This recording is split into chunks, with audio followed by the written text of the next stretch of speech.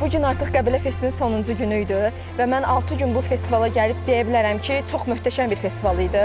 Bitməyini istəmirdim. Biz orada spray paint elədik, divarlarda rəsmlər, dodul keçdi, sonra da plastinlərlə rəsm oldu. Hər gün festivalda iştirak edirdim və bu gün də son günümdür və çox heyfslənirəm ki, festival bitir.